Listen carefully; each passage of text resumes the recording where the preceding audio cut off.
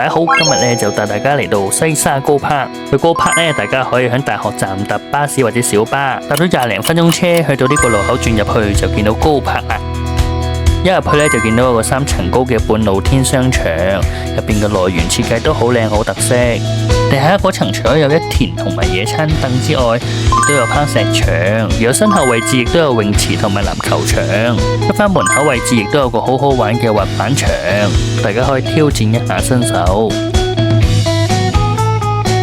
去翻高柏嘅另外一側，更加有歷奇天地，啱晒小朋友去探索去玩。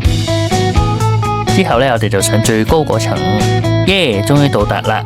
嗰度唔單止有遊樂場啦，去翻晴空花園嗰邊亦都可以玩瀡滑梯。玩滑梯嘅左邊嗰度有個高柏最高嘅觀景台，嗰度可以清楚望到高柏嘅戶外活動區。此外，嗰度都有個寵物公園，大家可以帶同自己嘅寵物過嚟玩下。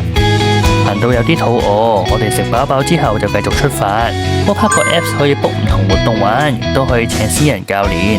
而今次我哋就試下玩高爾夫球，喺歷奇天地沿路行過去都要5分鐘。首先去接待處交低 deposit 換領球桿就可以玩啦。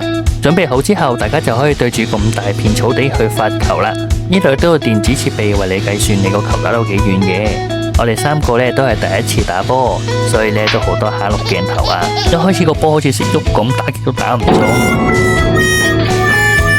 之後調整好角度，終於bắt到啦，雖然好近。第2位選手打咗幾下都開始上手啦。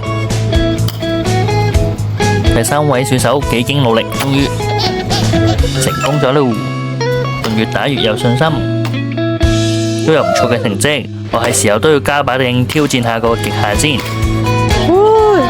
終於有啲突破啦，但係都用力過度，搞到隻手都損咗。好在嗰度都有 First Aid 包可以俾我洗下傷口。之後我哋又沿路出返去行去高柏玩水嘅地方，嗰度有啲沙灘椅可以望住好靚嘅櫻花同埋碼頭。呢個畫框後面就係烏洲，呢個亦都係一個好靚嘅打卡點。多謝大家收睇，我哋下次再見，拜拜。